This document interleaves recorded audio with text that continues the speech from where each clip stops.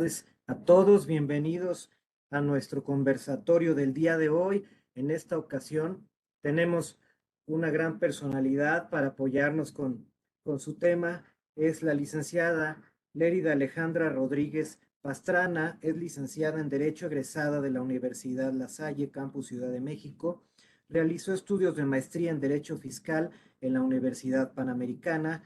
Cursó la especialidad en Justicia Administrativa por el Instituto del entonces Tribunal Federal de Justicia Fiscal y Administrativa. En la administración pública ha colaborado como abogada tributaria, jefa de departamento y subadministradora en la Administración Central de Amparos e Instancias Judiciales. En la Procuraduría de la Defensa del Contribuyente fue coordinadora de seguimiento y directora de enlace delegacional. Um, Actualmente socia de la firma Hakuri Boutique Legal en su representación en Ciudad de México y Querétaro. Cuenta con más de 14 años de experiencia en materia fiscal federal, especialista en defensa de los derechos de los contribuyentes a través de instancias jurisdiccionales.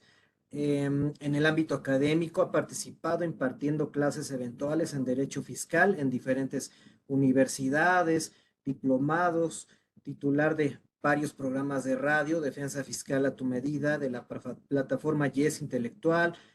Bueno, escritora de diversos boletines. Bueno, la licenciada cuenta con una amplia experiencia en estos ámbitos. Licenciada Lérida, muy buenas tardes. A nombre del maestro Carlos Orozco Felgueres le damos la bienvenida y pues adelante, este foro es suyo. Muchas gracias por haber aceptado la invitación. Al contrario, muchísimas gracias. Muy buenas tardes a todos. Antes de iniciar, no quiero dejar pasar la oportunidad para extender, por supuesto, mi más sincero agradecimiento para el doctor Carlos Orozco Felgueres. Humberto, también muchísimas gracias a todo el equipo que me permite y me brinda amablemente este espacio para efecto de poder platicar pues un poco sobre el tema que hoy nos atañe. También no quería dejar de mencionar a la licenciada Diana Bernal, que permitió el enlace justamente para que pudiéramos estar el día de hoy y por supuesto la bienvenida y el agradecimiento a quienes nos acompañan. El tema del día de hoy, ya para efecto de poder iniciar con esta charla, que tal vez cuando señalé el tema, la verdad es que no dimensioné pues todas las problemáticas que efectivamente se pueden ir generando durante el transcurso como tal del ejercicio de las facultades de comprobación de las autoridades fiscales, y de ahí que espero tener la posibilidad de en el tiempo que se me proporciona concluir justamente con esta charla, agradeciendo también que si tienen pues alguna duda, con toda confianza me la hagan saber a través del chat, esperando también tener la posibilidad de con todo gusto poderla contestar al concluir la misma.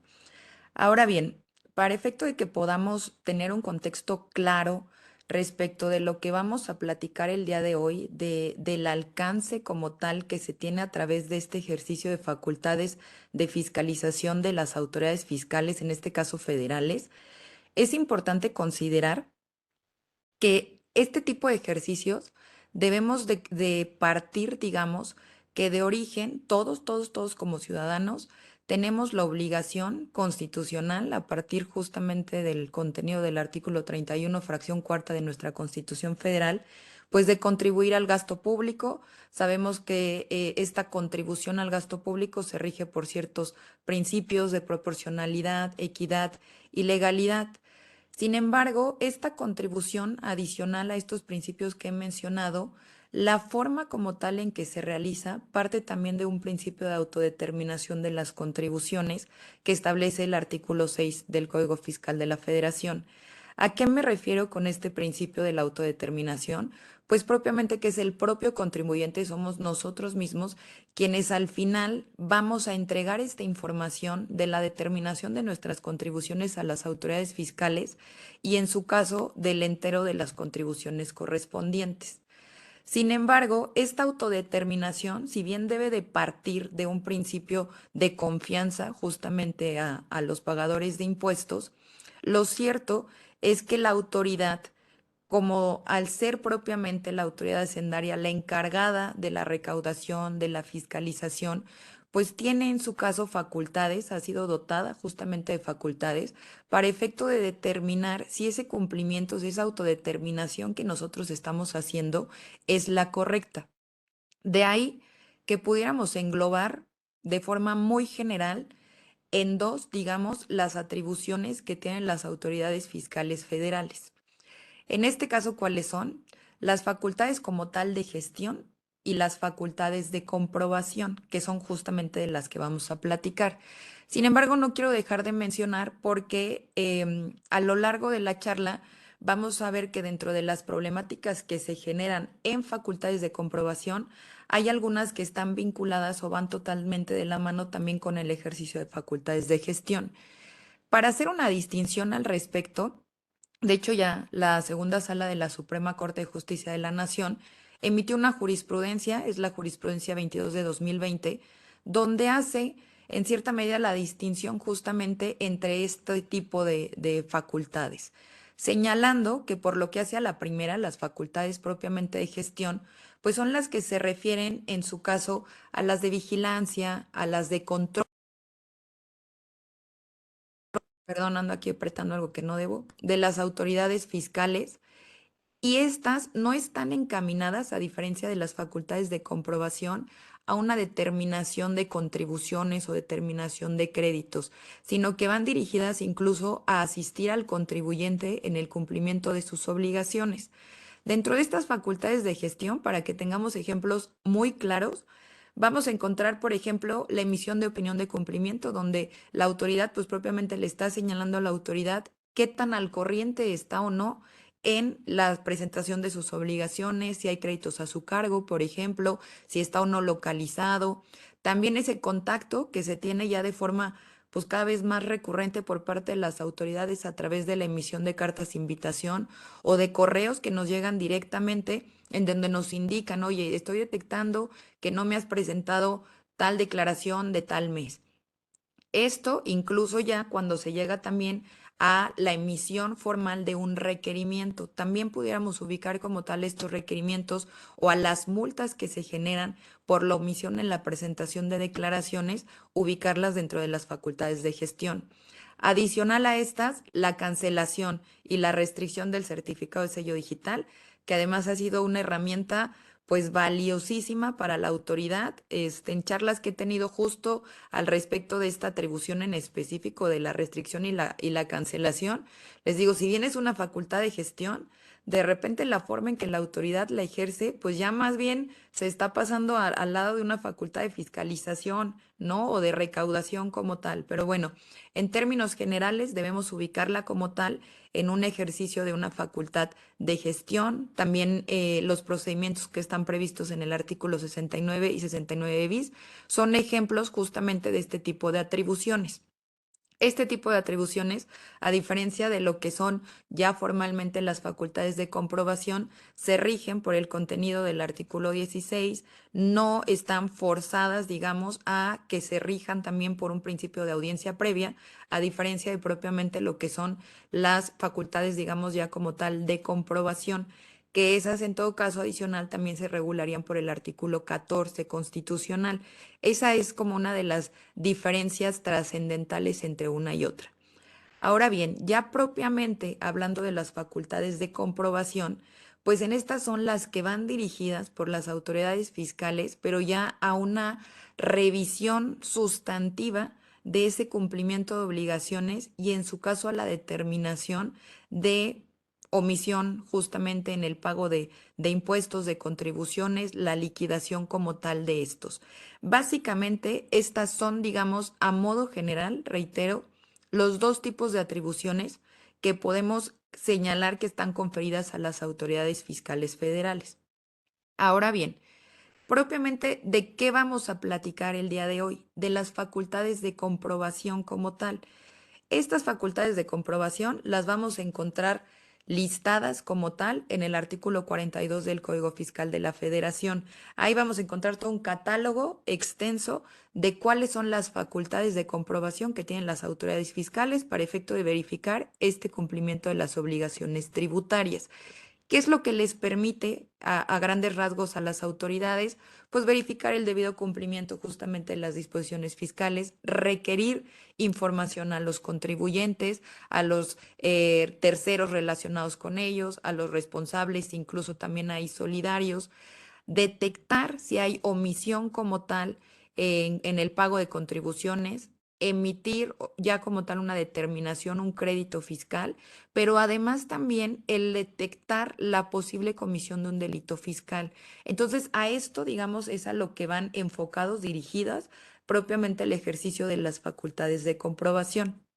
Ahora bien, si bien les comentaba que dentro de estas facultades de comprobación, pues vamos a encontrar un listado amplio propiamente en el artículo 42 del Código Fiscal de la Federación, que va desde la rectificación de errores, em, requerir a los contribuyentes información en las oficinas de la autoridad, que entenderíamos como está a la revisión de gabinete, el realizar visitas justamente para identificar este tipo de cumplimientos, que serían propiamente las visitas domiciliarias.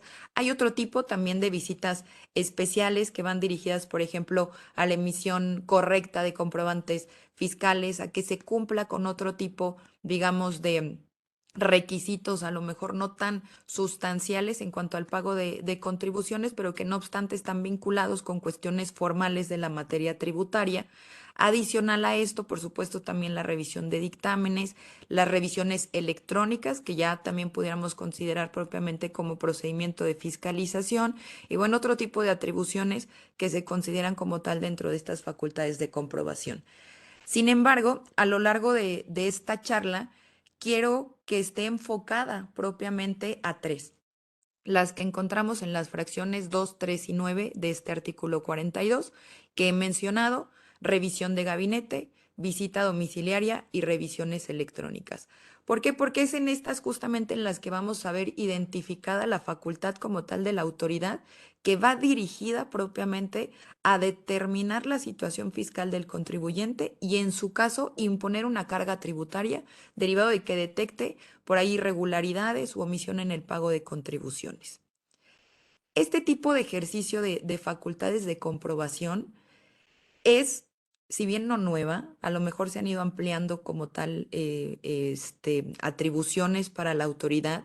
Lo cierto es que es una de las atribuciones pues que pone en un estado más vulnerable al contribuyente, ¿no? Estar recibiendo a la autoridad directamente en el domicilio, si se trata de una visita domiciliaria, o estar obligado a entregar información, documentación, presentar la aclaración correspondiente a la autoridad cuando esté detectando por ahí alguna observación o identificando algún hecho que conlleve el posible incumplimiento a las obligaciones tributarias, pues obviamente a cualquier contribuyente le genera un estado pues de preocupación, de inseguridad, de qué es lo que va a pasar, ¿no? Cuando se concluya con este tipo de facultades de comprobación. Ahora bien, no hay que perder de vista que si nos encontramos ya propiamente siendo sujetos a este tipo de facultades de comprobación, lo cierto es que ya recorrimos posiblemente un camino donde tuvimos avisos de la autoridad que pudimos a lo mejor en su momento haber atendido, haber dado respuesta y evitar como tal un procedimiento de auditoría. Y quiero comentarlo porque en muchas ocasiones el tema de cartas de invitación, de su atención, de los requerimientos que recibimos, pues a lo mejor queda ahí en debate si se debe o no se debe de atender las mismas. En la experiencia que les comparto y ahorita de las complicaciones que vamos a ver justamente que se generan ya dentro de una auditoría, a mi juicio es importante comentarles que ese tema de las cartas de invitación es una llamada preventiva y una oportunidad muy importante para el contribuyente para efecto de evitar justamente una auditoría.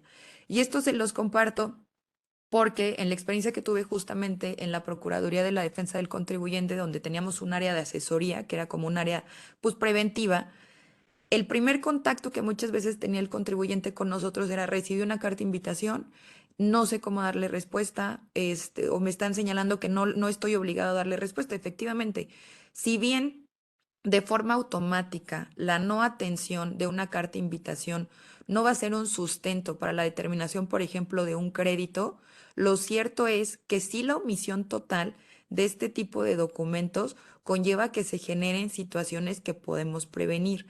En este primer comentario, justamente una auditoría, y se los comparto porque incluso del contacto y de la interlocución que teníamos con las autoridades, en muchas ocasiones quien llevaba como tal esa revisión o ese primer contacto a través de carta de invitación era el área de recaudación, ni siquiera el área de auditoría. Entonces el área de recaudación nos comentaba, pues si bien yo no tengo un perfil, digamos, de auditor y no me voy a poner a revisar como a totalidad la sustancia, digamos, de la incidencia que yo esté detectando como para validarla o no, lo cierto es que si a mí no me dan respuesta, en automático lo que yo hago es ahora sí integrar un expediente y decirle a auditoría, ¿sabes qué? En este yo ya identifiqué estos puntos rojos y no estoy recibiendo ningún tipo de aclaración, a diferencia de si se daba algún tipo de respuesta, porque con independencia de que tal vez recaudación no iba a ser una valoración a detalle, pero iba eliminando esas señales de alerta para que entonces el asunto se trasladara ya como tal a auditoría y ejerciera como tal ya una facultad de fiscalización. Entonces esto fue, digamos, un comercial previo, pero que me pareció importante compartírselos.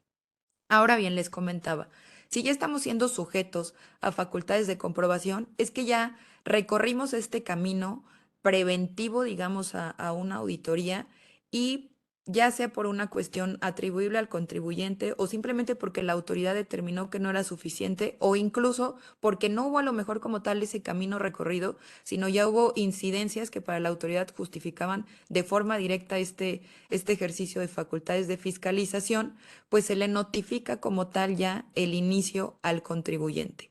Y aquí vamos a ver que dentro de las diversas etapas, conforme a las cuales se agotan estas tres variantes de las facultades de comprobación que he mencionado, y voy a reiterar, revisión de gabinete, visita domiciliaria y revisión electrónica, va a irse detonando problemáticas que pueden generar no nada más la determinación de un crédito, porque a lo mejor eso fue lo primero que nos vino a la mente, ¿no?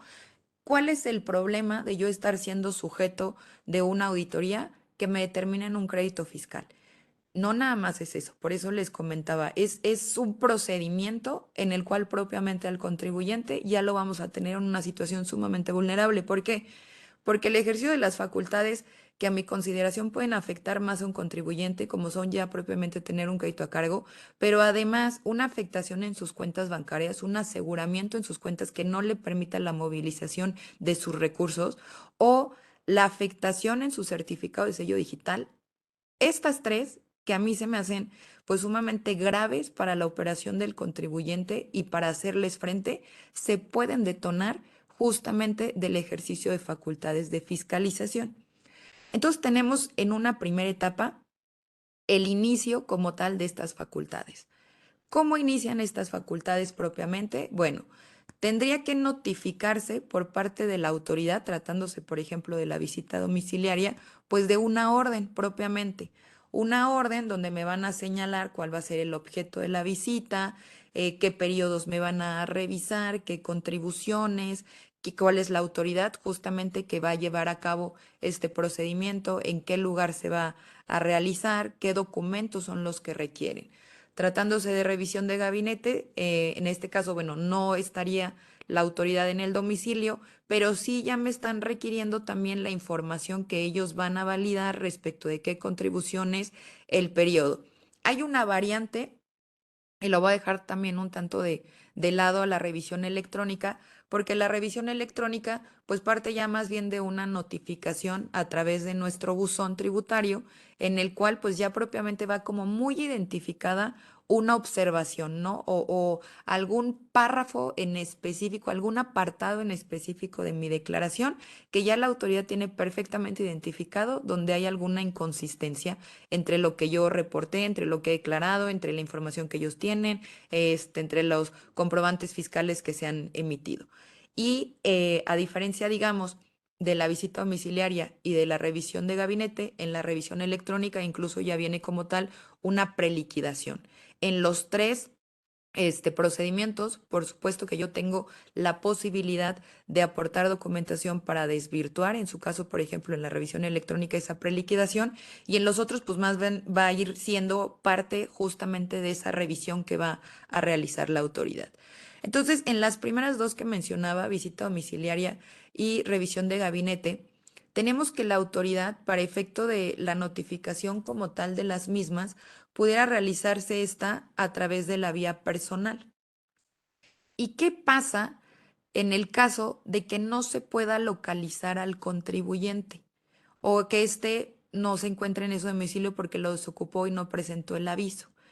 El primer problema que se va a tener en esta etapa, digamos, de las facultades de comprobación es que si la autoridad detecta que como tal esa conducta se ubica en un impedimento para efecto de que se inicie como tal la facultad de comprobación, puede ordenar el aseguramiento precautorio de las cuentas del contribuyente en términos del artículo 40 del Código Fiscal de la Federación. Oye, ¿y esto en qué me impacta? El artículo 40, en relación con el 40A, establecen un procedimiento de cómo se tiene que agotar este aseguramiento precautorio.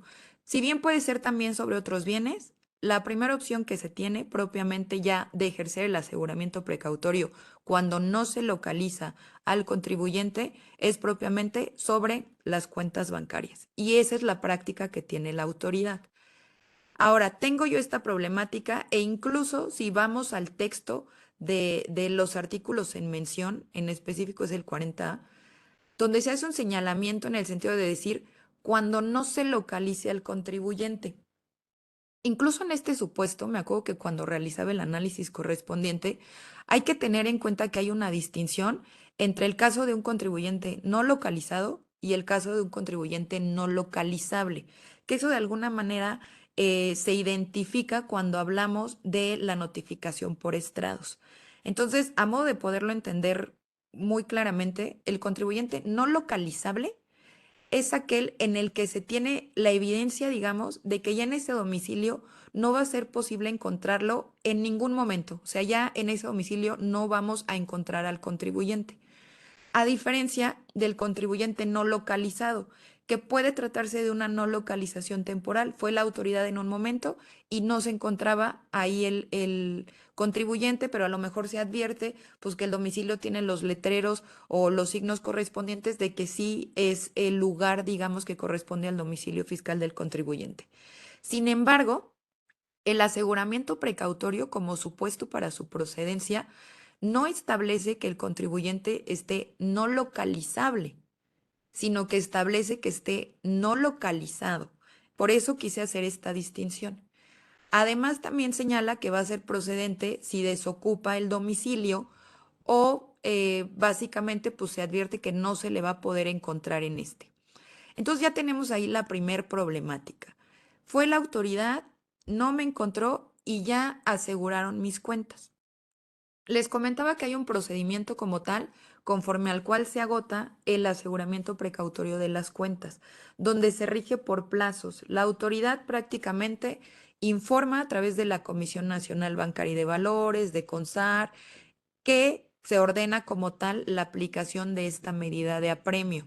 De ahí las comisiones tienen a su vez el plazo de 3 días a partir de que reciben, digamos, esa orden para bajar esa información ya a la entidad financiera, al banco propiamente, ¿no? Este a su vez también tiene un plazo de 3 días para afectar o realizar ya en forma práctica ese aseguramiento sobre las cuentas. Ojo aquí, porque también para efecto del aseguramiento tiene que haber una determinación presuntiva por parte de la autoridad de una cantidad respecto de la cual se tiene que realizar ese aseguramiento precautorio. A lo mejor recordaremos previamente que ese aseguramiento no estaba limitado a que en su caso se estableciera un monto, pero de ahí es que hubo muchísimos criterios que declaraban justamente la inconstitucionalidad de esa disposición por la falta de seguridad para los contribuyentes de no saber ni siquiera por qué monto se podía asegurar propiamente los depósitos o los recursos que tenían en sus cuentas. A partir de que se reforma esa disposición, se subsana, digamos, esa parte, pero se obliga también a la autoridad a que haga esa determinación. Entonces, la afectación propiamente que se realice en la cuenta tiene que ir forzosamente vinculada con esa cantidad que de forma presuntiva está liquidando, digamos, la autoridad. Una vez que el banco lo realiza, es importante aquí considerar que las cuentas bancarias pueden ser varias en un banco o pueden ser varias en distintos bancos. Y en muchas ocasiones ni siquiera hay la comunicación como para efecto de determinar que los montos por los cuales se esté afectando los recursos, pues realmente estén topados a la cantidad que presuntivamente señaló la autoridad. Porque pudiera ser que en diversas cuentas, en diversas instituciones financieras, se tengan esos recursos en exceso del monto que esté señalado, pero al no haber esa comunicación entre las instituciones financieras, pues se aseguran todas las cuentas. De ahí que, digamos, ya que se practica como tal, ahora sí la institución financiera tiene que informarle nuevamente en el plazo de 3 días a la comisión que se lo haya ordenado, que haya bajado esa indicación, que ya lo practicó, en qué cuentas y cuáles son los montos. A raíz de ahí, las comisiones también contarán con un plazo de 3 días para informarlo a la autoridad fiscal que haya ordenado como tal esta medida. Ahora bien, una vez que la autoridad fiscal tiene esta información, tiene un plazo de 20 días para informarlo al contribuyente. ¿Cuál es la problemática real a la que se enfrentan los contribuyentes frente a este tipo de medida de apremio, aseguramiento precautorio? Y que, ojo, hay que distinguirlo de lo que es propiamente ya un embargo precautorio o una inmovilización de cuentas para hacer efectivo un crédito. Este no es para hacer efectivo un crédito. El aseguramiento del que estamos platicando es para garantizar que la autoridad pueda llevar a cabo el ejercicio de sus facultades de comprobación. El problema, el primer problema, digamos, al que se enfrentan ya una vez que tienen el aseguramiento precautorio los contribuyentes, ¿cuál es? Que en muchas ocasiones el contribuyente se da cuenta antes de que recibe esa notificación. ¿Por qué? Porque ya no puede hacer movimientos bancarios. Entonces, desde ese momento ya tenemos un contribuyente con una situación que está afectando pues prácticamente sus recursos, su actividad, su operación, poniendo en riesgo el pago a sus proveedores, nóminas, etcétera, si se trata de alguna empresa. ¿Qué tenemos que hacer en este supuesto?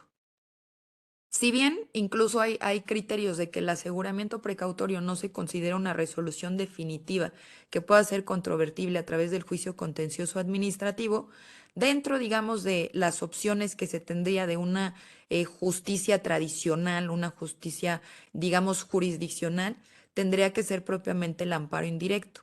Sin embargo, tenemos que considerar que también existe la justicia alternativa, mecanismos que propiamente no son jurisdiccionales, pero que nos permite de alguna manera verificar que se salvaguarden los derechos de los pagadores de impuestos. En este caso, la recomendación que yo les haría es, en el momento en el que se esté detectando que hay una afectación a las cuentas bancarias, la herramienta que yo tengo es presentar un procedimiento de queja y reclamación ante la Procuraduría de la Defensa del Contribuyente. ¿Por qué? Porque a través de esta herramienta, la PRODECON va a poder requerir a todas las autoridades, incluso que pudieran ordenar esta medida, porque reitero, no forzosamente pudiera ser un aseguramiento de cuentas, pudiera ser un embargo ya de cuentas o pudiera ser una inmovilización como tal para efectuar el cobro de un crédito y entonces son autoridades distintas las que lo realizan. Sin embargo, Prodecon puede requerirle a todas las autoridades o requerir directamente a la Comisión Nacional Bancaria y de Valores para que indique justamente qué autoridad fue la que ordenó. Además de también requerirle que aporten la documentación con la cual se dé a conocer cuál es el origen como tal de esta medida. Entonces, en primer lugar, la herramienta que tenemos para conocer quién ordenó el aseguramiento, por qué se está ordenando y tener certeza sobre lo que vamos a seguir de pasos para evitar ya como tal que subsista esta medida, pues es justamente a través de esta herramienta que les comento. Una vez que ya tenemos esta información, es importante considerar que como una medida de apremio es una medida de carácter temporal, es decir, va a subsistir hasta en tanto se dé como tal el supuesto que le dé origen. En este caso estábamos platicando de inconsistencias vinculadas con el domicilio, que al no poder contactar al contribuyente, pues no se puede dar como tal continuidad o incluso no se puede dar inicio a las facultades de comprobación. Entonces, ¿qué es lo que tendríamos que hacer ya que se detectó esta situación? Por supuesto, solicitar una verificación de domicilio, pero incluso en este caso tendría que ir dirigida a auditoría fiscal, que no la vaya a hacer recaudación. ¿Por qué? Porque si no pudiera considerarse que no se subsana el supuesto. O sea, lo que se requiere propiamente es que auditoría pueda iniciar con el ejercicio de facultades. Entonces, este sería el seguimiento que tendríamos que hacer. Ya que me verifiquen y que se atienda en su caso el requerimiento, tendríamos que solicitar básicamente, de hecho no tendríamos ni siquiera que solicitarlo, es una obligación a cargo de la autoridad, pero bueno, la realidad es que en la práctica si no se lo solicitamos, seguramente pudiera subsistir ese aseguramiento. Y se los comparto porque era parte de las problemáticas que se atendían en Prodecon. Oye, ya me localizaron en el domicilio, incluso ya atendí el requerimiento de información y subsiste aún la afectación en mis cuentas. Oye, hay una violación hasta el derecho de propiedad, están afectando mis recursos, no puedo yo acceder a ellos.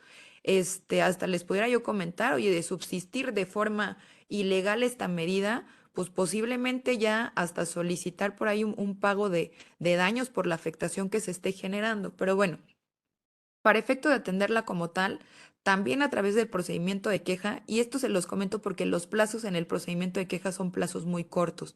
De hecho, una vez que se admite y se le requiere a la autoridad, se le da un plazo de 3 días para efecto de que rinda el informe.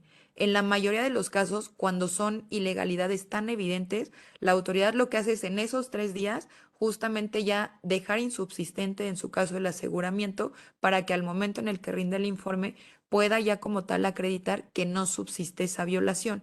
Esto le permite obviamente al contribuyente pues que no se le siga afectando en cuanto a los recursos en sus cuentas. Oye, esto por lo que hace al tema de domicilio, pero hemos visto casos en los que pues consideraría yo ya está en cierto exceso en el ejercicio de estas medidas de apremio.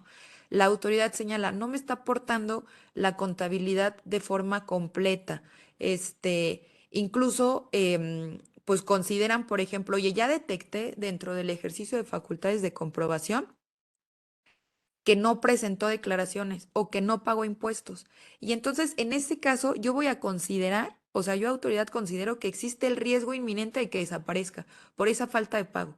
Pero no lo justifico, no lo circunstancio, no lo motivo debidamente y aplico la medida del aseguramiento precautorio. Entonces ahí reitero, tenemos dos alternativas, amparo indirecto o solicitar a través del procedimiento de queja justamente que la autoridad deje sin efectos la aplicación de esta medida por considerarse pues que se está aplicando de forma arbitraria o que ya no debería de subsistir al haberse atendido en su caso el motivo que le dio origen. Digamos, como primer supuesto de afectación que se puede generar a través del ejercicio de facultades de comprobación. Si se fijan a lo mejor en el caso que les comentaba de que no esté localizado el contribuyente, que desocupe el domicilio, también se les puede venir a la mente seguramente que es uno de los supuestos para que se restringe el certificado de sello digital. Entonces, vinculado con el tema de domicilio y muy de la mano con lo que sucede propiamente con el aseguramiento precautorio, encontramos que no obstante que también el artículo 17H bis, que regula esta medida de la restricción del certificado de sello digital, establece un procedimiento que tiene que seguir la autoridad en donde me informe justamente el motivo por el cual se está viendo afectado mi certificado de sello digital y para contextualizar el alcance de la aplicación de esta medida, ¿qué es lo que pasa? Que yo no voy a poder facturar. O sea, básicamente es lo que me limita con la restricción del certificado de sello digital. Yo no puedo facturar. ¿Qué es lo que pasa en la práctica? Que también en muchas ocasiones, no obstante está regulado este procedimiento donde se tiene que notificar al contribuyente, el contribuyente no es notificado y se entera más bien al momento en el que quiere emitir como tal sus comprobantes fiscales y se ve imposibilitado para ello. Entonces también ahí la herramienta que se tiene para tener certeza inmediata de cuál es el motivo, y esto previo, es bien importante que se los comente, previo a que presenten la aclaración correspondiente para, en su caso, acreditar, digamos, que se subsanó el origen como tal de la aplicación de la medida o aclarar como tal, desvirtuarlo. Previo a esto, es importante tener certeza de cuál es el motivo de origen. Se los comparto porque de repente en la práctica no tenemos idea de cuál es el motivo de la aplicación de la restricción y en un afán de querer que se resuelva mucho más rápido, se presenta la aclaración y es una aclaración pues realmente desierta, que no lleva la documentación correspondiente o me tocó ver que querían aportar básicamente la opinión de cumplimiento y decían, mira, en mi opinión de cumplimiento se advierte que yo no tengo créditos y que están presentadas mis declaraciones, entonces levántame la medida. Oye, pero el problema no eran las declaraciones o no eran inconsistencias como tal en el pago de impuestos, el problema es el domicilio. Entonces hay que tener total certeza y la herramienta efectiva para poder conocer cuál es el motivo es el procedimiento de queja a través de la Procuraduría de la Defensa del Contribuyente. Esto les digo, la restricción vinculada también con un tema de no puedo localizar al domicilio, al contribuyente en el domicilio o lo desocupó y no presentó el aviso en el ejercicio de facultades de comprobación. Pero en el tema de restricción de certificado de sello digital, vamos a encontrar otros supuestos. Supuestos como por ejemplo, propiamente que también en el ejercicio de facultades de comprobación se detecte que se están utilizando comprobantes que se emitieron y que amparan operaciones inexistentes o simuladas.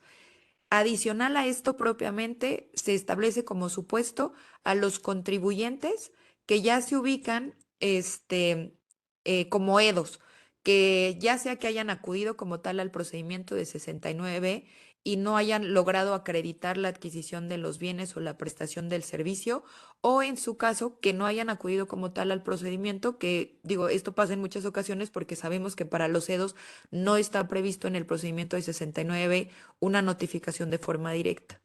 Entonces, estos supuestos como tales, incluso también el de inconsistencias en ingresos con declaraciones, ingresos, perdón, que están en las declaraciones con ingresos que están amparados en comprobantes fiscales, detonan como tal la aplicación de una medida de una restricción. Y ojo aquí, porque hay que ver que esta medida pudiera subsistir a la par del ejercicio de facultades de comprobación. ¿Qué complicación tenemos? Imaginémonos este escenario. Oye, me están restringiendo porque consideran que hay inconsistencias entre lo que yo estoy declarando y lo que está amparado en mis comprobantes fiscales, porque así lo detectaron dentro de algún acta parcial, ¿no? Ni siquiera a lo mejor en la última acta parcial o en la última acta parcial, supongamos ese escenario. Entonces, yo voy a acreditar a través de una aclaración para que se restablezca mi certificado de sello digital, que no hay esa inconsistencia, y a la par también voy a acreditarlo en el procedimiento de fiscalización. Oye, ¿y a poco si lo acredito realmente en el procedimiento de aclaración para que se restablezca mi certificado de sello digital, no debería de ser suficiente incluso también para que elimines esa observación de la auditoría? Ahí creo que además pues también le genera una complicación para la autoridad si ejerce estas dos medidas a la par, pero bueno, hay que considerarlo porque es posible e incluso previo a la reforma que ya incluyó la figura de la restricción del certificado de sello digital y como recordarán previamente era cancelación directa, se establecía por ahí un supuesto que señalaba que cuando se detectara que el contribuyente incurrió en alguna de las infracciones contenidas en el artículo 79, 81, 83, me parece, podía dar lugar a la cancelación. Esa disposición le permitía a la autoridad, y no es que se lo permitía legalmente, sino que el criterio que aplicaba la autoridad en cómo llevarla a cabo pues generaba realmente que incluso dentro de una auditoría, si consideraba que había inconsistencias por las meras observaciones, le aplicara la cancelación y antes como tal para la cancelación, a diferencia de ahorita como está la restricción, no en cuanto yo presente la aclaración, pues al día siguiente está obligada la autoridad a restablecer el uso del certificado de sello digital, no, me tenía yo que esperar. Y entonces, ¿qué pasaba en ese caso? Que prácticamente me obligaban a tener que regularizar conforme a lo que la autoridad me estaba observando en una última acta parcial, ni siquiera el acta final, para que me pudiera desbloquear mi certificado de sello digital. Ya no estamos en ese escenario. Afortunadamente, con la inclusión de la medida de la restricción, pues da cierto beneficio al contribuyente de que desde que se presenta, con independencia de lo que tarde la autoridad de resolver, aun cuando hay plazos para ello, pero bueno, con independencia de lo que tarde, en 24 horas tendría que estar restableciendo su uso. Ojo, otra de las complicaciones que se puede generar es que no se restablezca como tal el uso del certificado de sello digital. En ese caso también, a través del procedimiento de queja, se puede requerir a la autoridad para que aplique como tal ese restablecimiento al que está obligada por ya haberse presentado la aclaración.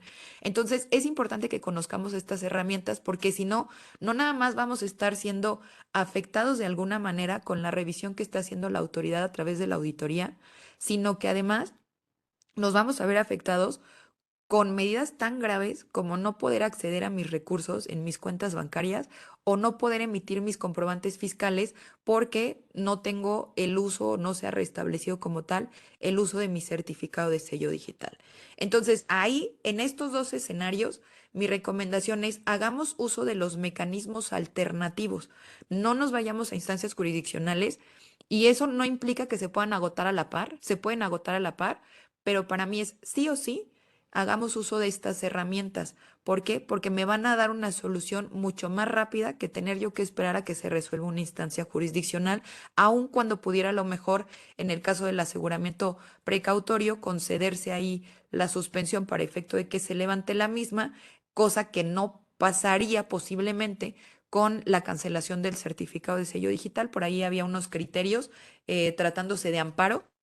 No encontré criterios, fíjense, tratándose de juicio contencioso, pero bueno, derivado del análisis y como tal la justificación que se hizo en cuanto a negar la suspensión en el amparo indirecto, tratándose de la cancelación en su momento, del certificado de sello digital, pues me parecería que el riesgo es que ese mismo análisis que se realizó por el Poder Judicial, pues se aplique en el juicio contencioso y pues imaginémonos estar un año, cuando menos, de que se resuelva este juicio pues prácticamente sin poder usar mi certificado de sello digital. Entonces, de ahí que las herramientas que tenemos, en este caso, para que sean totalmente efectivas, es justamente a través de los mecanismos alternativos que ofrece la Procuraduría de la Defensa del Contribuyente. Ahora bien, sabía que se me iba a ir el tiempo rapidísimo. Ya propiamente, porque sí quiero agotar y pasarles por ahí algunos tips ya dentro de observaciones como tal sustanciales en la auditoría. Hay diversas etapas donde ya se va haciendo como tal la valoración de la información por parte de de la autoridad en la auditoría. Em, Previo incluso a que se dé una notificación, digamos, formal de esas observaciones, se establece que la autoridad tiene la obligación de invitar, digamos, en este caso al contribuyente a su oficina para efecto de que le dé a conocer cuáles son esas observaciones. Hay también problemáticas que se generan justamente en esa comparecencia. Uno, porque en muchas ocasiones la atención de la autoridad no es para informarle, sino muchas veces como para ya presionar al contribuyente.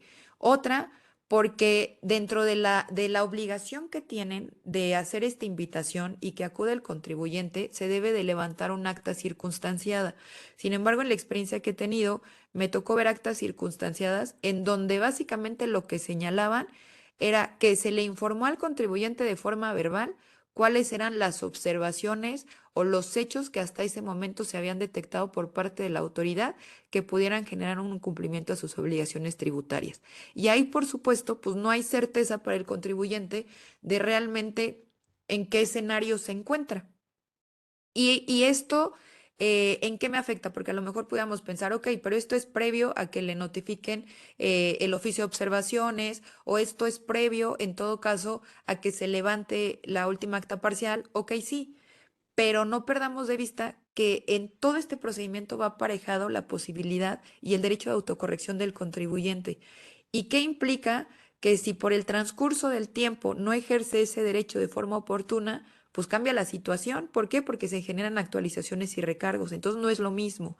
De ahí la importancia de que en esas actas de comparecencia, también se los paso como sugerencia, se pueda solicitar a la Procuraduría de Defensa del Contribuyente que acuda un observador, es decir, personal de la Procuraduría a esa comparecencia con la autoridad para que se verifique, uno, que realmente no se esté presionando al contribuyente a un pago de contribución, ¿no? Que realmente sea una comparecencia informativa, que además sí se le indique realmente de forma debida y clara cuáles son esas observaciones.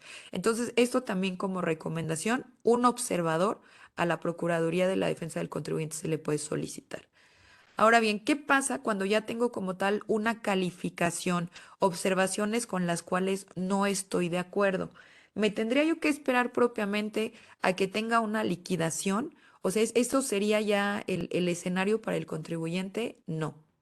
Ahí la herramienta que tengo para hacer una, y les voy a decir, incluso no nada más para hacer una efectiva aclaración o para desvirtuar esas observaciones con las que no esté de acuerdo, sino además, si yo lo que quiero es regularizar mi situación fiscal, pero con total transparencia y certeza con la autoridad de que después no me va a decir que se modificó ese criterio, que quien me revisó o me validó, pues lo hizo de forma incorrecta, es justamente a través del acuerdo conclusivo, en ambos escenarios, ya sea para regularizar o para desvirtuar las observaciones, tengo yo como herramienta el acuerdo conclusivo. Aquí nada más, ojo, esto sí es bien importante porque es parte de las últimas reformas que hubo para este procedimiento.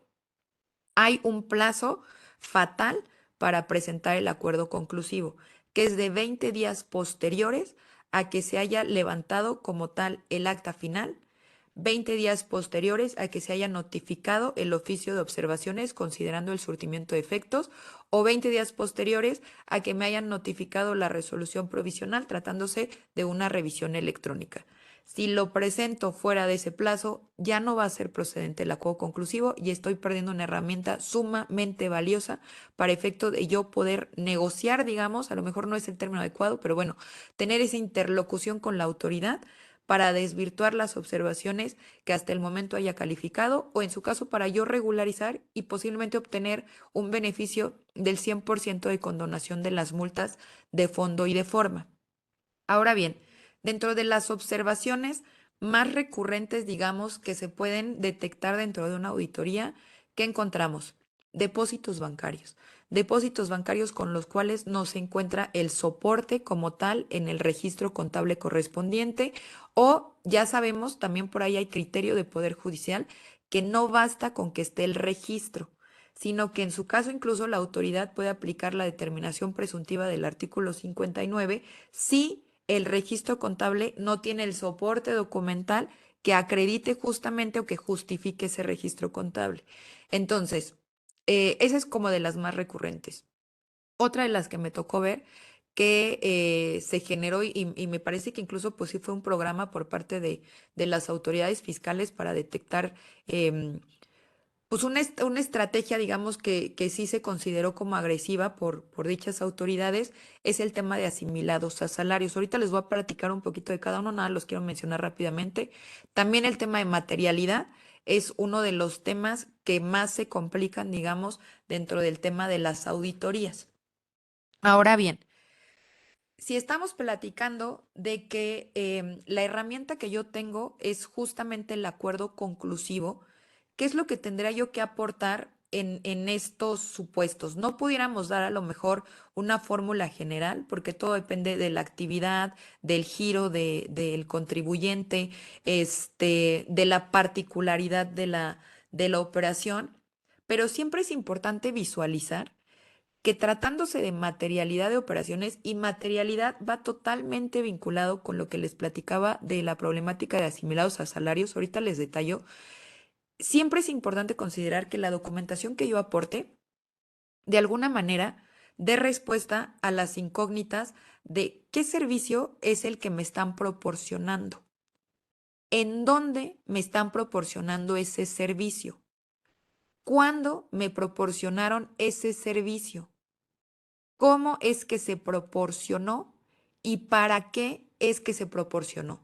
Entonces son 5 interrogantes básicas que yo tengo que considerar al momento de aportar la documentación para acreditar que sí se realizaron las operaciones. El tema de depósitos, pues la verdad es que puede ser muy variable el origen de los mismos.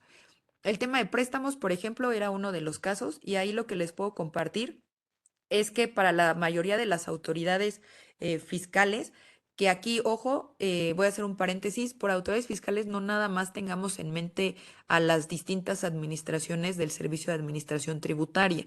También sabemos que incluso en cada entidad, a través de las autoridades coordinadas, derivado justamente de los convenios que se tienen celebrados con Hacienda Federal, tienen facultades de las haciendas locales, digamos, de las entidades, realizar facultades de fiscalización, pero adicional a estas, también el IMSS, también el Infonavit e incluso con agua.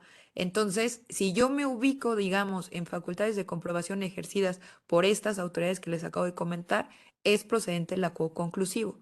Entonces, tratándose, les platicaba de préstamos, en la mayoría de los casos me tocó que era suficiente con el contrato y ojo, el contrato ni siquiera con fecha cierta, ¿eh? Porque ya sabemos que pues también a raíz de la jurisprudencia que se emitió, pues se busca propiamente que ya los contratos sí cuenten con fecha cierta, pero bueno, en la experiencia que tuve tratándose de préstamos, bastaba con el contrato que se tuviera justamente, pero además que se pudiera acreditar la fluctuación del dinero, del préstamo, digamos, cuando sale y en todo caso también cuando se reintegra.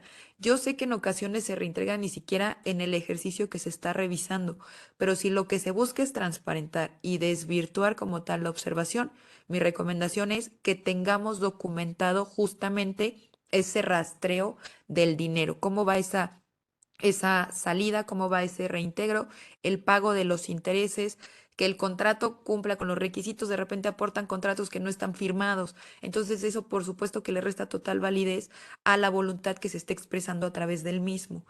Esto, digamos, por el tema de depósitos, transferencias entre cuentas. Ojo ahí, porque en muchas ocasiones el problema de las transferencias entre propias cuentas del contribuyente se genera incluso por el concepto que se establece a través del traspaso. Entonces ahí es importante que sí se haga la mención que puede ser un traspaso entre cuentas propias del contribuyente y bueno, son de los que son de alguna manera más sencillos de acreditar. Ahora, tratándose de asimilados a salarios, ¿cuál es la problemática a la que se enfrentan? Por lo general estamos hablando de prestación de servicio personal, entonces son intangibles.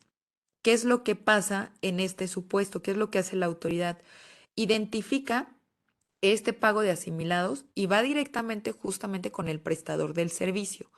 Lo revisa y le señala, ¿sabes qué? Que para mí no estás acreditando realmente que proporcionaste ese servicio. Y entonces esos pagos que te realizaron y que están en tu cuenta, yo los voy a determinar como ingresos de forma presunta.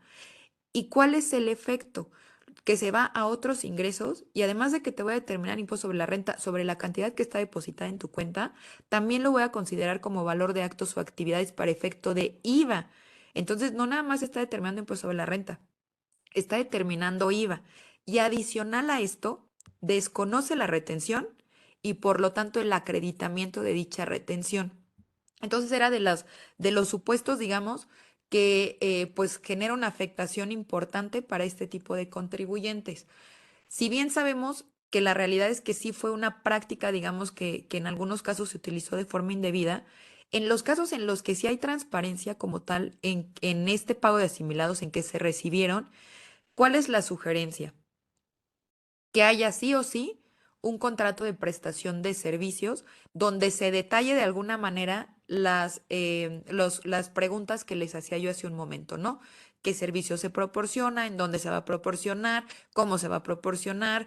¿Cuándo? ¿Para qué se va a proporcionar? Y partiendo de estas interrogantes, justamente tener la evidencia correspondiente. Curriculum vitae. Me tocó ver casos de acuerdos conclusivos en los que resultaba que un químico biólogo hacía, o se le había contratado para aplicar pruebas psicológicas al personal de una empresa. Entonces no hay congruencia, digamos, entre la especialidad o el perfil de la persona que está proporcionando el servicio con el servicio para el cual justamente se le está contratando. Entonces, obviamente eso ya genera alertas para la autoridad. Es importante, reitero, tener como esa evidencia, poder cruzar el comprobante fiscal, la retención con el depósito que está en la cuenta y todos esos entregables como evidencia justamente de que sí se está proporcionando este servicio como tal. Eso es muy, muy importante. Las comunicaciones entre partes. Yo sé que esa situación de repente es compleja, de oye, ¿cómo acredito que hubo una llamada? Correos electrónicos, pero que vayamos haciéndonos ya justamente esa cultura de tener como nuestro expediente, ¿no? El defense file, previendo, en primer lugar, el poder afrontar una auditoría. En segundo lugar, en su caso, el poder afrontar un juicio, tener las herramientas correspondientes. Entonces, si tenemos esta problemática, y no nada más estas observaciones son las que les pudiera yo compartir, que son como de las más gravosas, tenemos como herramienta el acuerdo conclusivo. ¿Por qué? Porque adicional a esto, si yo dentro de mi auditoría no estoy aportando toda la documentación o no tuve la oportunidad de aportar toda la documentación, puedo aún aportarla en el acuerdo conclusivo. No me limita a que aporte yo más documentación que no hubiera yo aportado a través de la auditoría. Y adicional a esto, es importante considerar que también si me voy a una instancia jurisdiccional, como pudiera ser el juicio de resolución exclusiva de fondo, se tiene que valorar adicional a la información que yo aporté dentro de la auditoría, la información que yo aporté dentro de mi acuerdo conclusivo. Entonces, es bien importante que hagamos uso como tal de esta herramienta. Me da muchísima pena porque veo que ya prácticamente estoy por agotar el tiempo. Em, Digo, estos tópicos o estas observaciones son justamente las más recurrentes. No son todas, por supuesto, y muchas derivan del tipo de operación que tiene el contribuyente. Sin embargo, quise comentarles de estas herramientas que se tienen de forma alternativa a las instancias jurisdiccionales, por supuesto que también el contribuyente tiene derecho a ejercer, pero que nos pueden dar mucha mayor efectividad ya al momento de afrontar problemáticas directamente con las autoridades y con la aplicación de medidas de apremio que son tan gravosas, con consecuencias tan gravosas para los contribuyentes, justamente por los plazos en los que se agotan las mismas. Entonces, quisiera más bien confirmar si hubiera algún tipo de duda, de pregunta que pudiéramos atender en estos últimos minutos, creo que 3 minutos que nos quedan, y agradecer, por supuesto, por su atención. Muchas gracias, licenciada. Hay una pregunta en el chat de Jorge Martínez. ¿Sí la puede ver? No la puedo visualizar. Si me pudieran apoyar a Sí, ver. si gusta yo la leo. Con mucho gusto dice, buena tarde. ¿Qué opina de los criterios que se publicaron en la revista del Tribunal Federal de Justicia Administrativa del mes de noviembre, donde se señala que el aseguramiento de cuentas no es un acto definitivo para la procedencia del juicio de nulidad? Justamente, Jorge, fue lo que les compartí hace un momento, ¿no? Este criterio que encontramos donde nos dicen, oye, ya no se considera una resolución definitiva y en consecuencia, ¿qué implica? Que sería improcedente el juicio contencioso en contra del aseguramiento precautorio de cuentas. Eh, Les voy a dar mi opinión y es una opinión muy personal. Tratándose de la afectación, digamos, em, que genera este tipo de medidas, la atención debe de ser inmediata. Entonces, para mí la primer instancia que se tiene que agotar, que no es una instancia jurisdiccional, y disculpen el término de decir instancia, la primera herramienta es opto por medida alternativa, por un mecanismo alternativo que sería el procedimiento de queja. Pero además, por el tema de tiempos, la experiencia que yo he tenido es que es más rápido agotar en su caso un amparo indirecto, que para mí al decir, pues no es procedente el juicio contencioso, me debería de abrir la puerta para el amparo indirecto y que ya no se considere tampoco por ahí un tema de improcedencia de dicho amparo y entonces que sea más rápido en su caso que me concedan la suspensión provisional, que prácticamente son 24 horas. Y esto creo que de alguna manera va de la mano, el criterio o el análisis que se hace, pues también con los que han subsistido previamente con relación a la cancelación del certificado de sello digital, ¿no? Donde se dice, oye, pero pues es que son medidas temporales, medidas que no son definitivas y en consecuencia, como no son definitivas, el contribuyente puede agotar pues ciertas actos, digamos, con la autoridad para efecto de que en su caso levante esas medidas. Pero la verdad es que sí se ve afectado al contribuyente, o sea, le estás limitando esa posibilidad. Y en los casos, por ejemplo, que les platicaba yo hace un momento, donde incluso la autoridad, oye, se está excediendo ya en continuar con la aplicación de esa medida, no obstante que yo ya le acredité que cesó, digamos, el motivo que le dio origen, pues aún así no voy a poder presentar el juicio contencioso. ¿Por qué? Porque ya se señaló que es improcedente. Entonces sí está limitando, en mi opinión, el que se le permita esa posibilidad de acceder al mismo a través justamente del juicio contencioso, sin embargo, no perder de vista que me abre la puerta para el amparo indirecto y no pierdo tampoco de ninguna manera la posibilidad de agotar un mecanismo alternativo que a mi juicio sería todavía mucho más efectivo y rápido para atender este tipo de problemáticas. Espero haber atendido ahí el comentario de Jorge y muchas gracias también por realizarlo. Bien, también nos comenta Jorge, perdón, fue aseguramiento precautorio de bienes. Sí, digo, de alguna manera todos van englobados propiamente en el artículo 40, Jorge. Muchas gracias por tu comentario. Perfecto, nos pregunta Yadira, buenas tardes. ¿Es viable contrato de asimilados a salarios de socios por sus servicios de ventas? ¿Y cuáles son los requisitos básicos en el contrato? Yadira, fíjate que ahí a lo mejor ya nos vamos a meter con justo los supuestos que le generan perspicacia a la autoridad, ¿no? Cuando de alguna manera los asimilados, quiero entender que por ahí va, se le están pagando a quienes son socios, directamente de las empresas, que era como de las prácticas que la autoridad detectaba como incorrectas, ¿no? Oye, ¿cómo es posible que pues de los propios socios se están pagando asimilados? Sabemos que sí es posible. Incluso casos en los que a los familiares de los socios les estaban pagando asimilados. Ojo, la primer alerta, digamos, que se enciende es por los montos de los asimilados, que en este tipo de prácticas eran sumamente elevados. Sí puede haber un contrato, pero yo te diría el contrato no va a ser suficiente, ¿eh? No va a ser suficiente y más si estamos hablando de socios. O sea, tenemos que acreditar la expertise, el perfil de socios vinculados con el tema de ventas, ¿no? Que realmente estén realizando la actividad, cómo están contactando a los clientes.